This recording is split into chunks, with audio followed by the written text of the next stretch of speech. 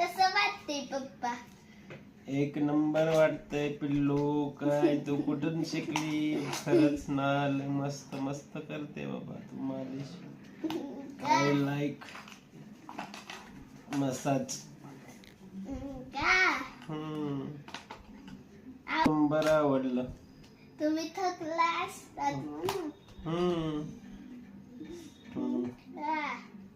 पाय दाबू तुमचे. नको पाय नको. डोकं दाबू.